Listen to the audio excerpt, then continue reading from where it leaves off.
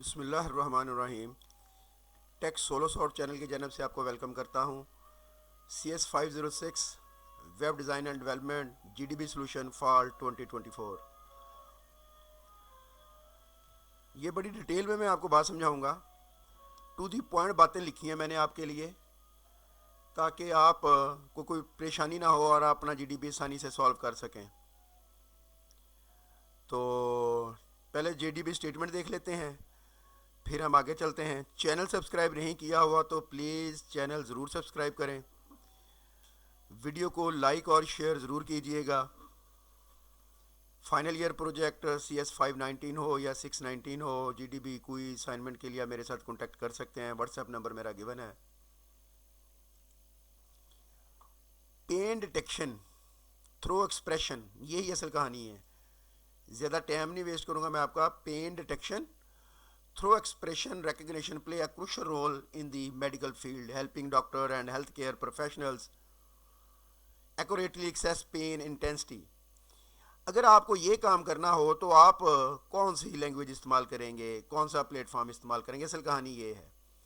ये होती है internet of thing, IoT। With advancement of the internet of thing, these devices can now continuously track patient facial expression, analyze pattern to detect sign of pain and alert healthcare providers in real time, enabling time intervention in crucial situations. हम ये कह रहे हैं कि pen detection करनी है through facial expression, और इसके लिए जो डिवाइसेस यूज़ करते हैं वो इंटरनेट ऑफ थिंग्स की हैं।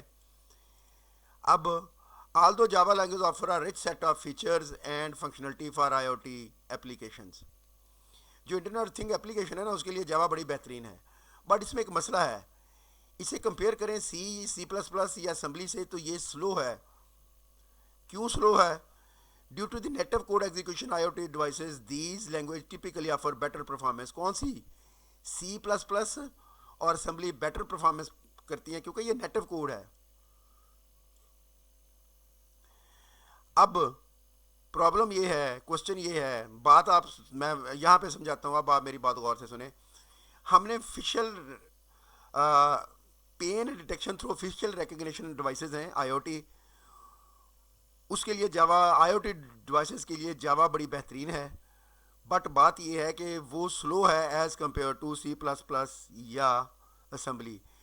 क्यों स्लो है? क्योंकि वो लैंग्वेज जो है वो नेटिव कोड एग्जीक्यूट करती हैं, और जावा आपको पता है वर्चुअल मशीन पहले रन होती है और फिर उसके ऊपर जावा का कोड रन होता है। यहाँ तक बात समझ में आ गई?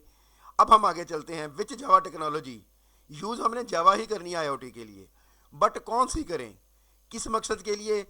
फेशियल डिटेक्शन, पेन डिटेक्शन के लिए, फेशियल एक्सप्रेशन के थ्रू। उसमें से कौन सी यूज़ करेंगे हम टेक्नोलॉजी जावा की? जावा ME, JNE और JRTS, इन तीनों में से बताएं कौन सी चूज़ करेंगे। चलें जी, 4 से 5 लाइनों में, 5 से 6 लाइनों में आपने जवाब देना है। मैंने इसका बड़ा बेहतरीन सा आपको सोल्यूशन दिया है। अब आप इसमें से अपनी मर्ज़ी से लफ्ज़ उठा लें और लिख लें। बहुत ज़बरदस्त सोल्यूशन दिया है मैंने रिसर्च के बाद। In the given scenario where the focus is building on IoT based application for real time pain detection through facial expression recognition on low power devices, the most suitable Java technology to address the performance and efficiency constraint would be Java native interface. JNE चाहिए जी हमें, Java native interface. Here is why JNE. JNE क्यों suit करती है हमें? एक तो इसकी performance है। जावा while offering a rich set of feature and functionality can face performance limitation on low powered IoT devices compared to native language like C++ assembly। ये C++ या assembly की तरह बिहेव करती है। JNE टेक्नोलॉजी है। JNE allows Java application to call and be called by native code। जिस तरह वो native code C++ assembly करती है, ये भी कर लेती है। Leveraging the performance benefit of native code execution on the underlying hardware. Real-time scenario, the pain detection application require real-time processing। जारी सी बात है, बंदे को पेन हो रही है, उसी वक्त उसके फेस के उस पर एक्सप्रेशन आएंगे, उसी वक्त IoT डिवाइस ने उसे सेंसर करके एक्सेस करना है। Real-time processing and analysis of facial expression to enable timely intervention. Native code execution, as facilitated by the JNE, is better suited for real-time scenarios where predictable and low latency performance is crucial. उसके बाद native code support है जी.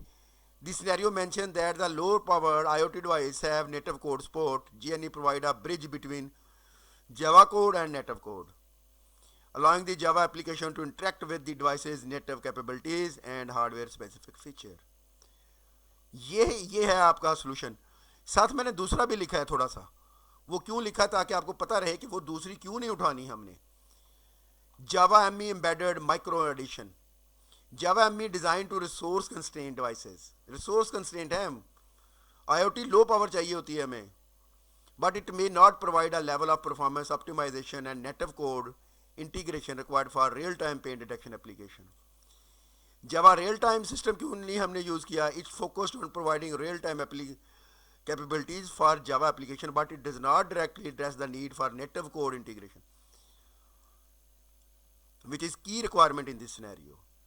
By leveraging GNE, the Java-based IoT application can combine the advantages of Java-rich ecosystem and performance benefit of native code execution, effectively addressing the performance and efficiency constraint of the low-powered IoT devices in real-time pain detection use case. ये था जी हमारा scenario और ये था उसका solution. थोड़ी video lengthy इसलिए हुई है कि समझाता हूँ मैं चीज़ें, समझाने के चक्कर में हुई है. ये है जी, आपने यहाँ से अपना कोड लिखना है, अपना GDB लिखना है और इसको थोड़ा सा घुमा के अपने अल्फाज में ऊपर नीचे करके लिख लीजिएगा. 100% एक्यूरेट सोल्यूशन है. चैनल सब्सक्राइब नहीं किया हुआ तो प्लीज़ चैनल ज़रूर सब्सक्राइब करें. वीडियो को ज़रूर लाइक और शेयर भी करें. तमाम कोई GDB असाइनमेंट का सोल्यूशन होता है. Final year project CS 519 619. दुआ में याद रखिएगा. Best of luck. अल्लाह हाफिज़.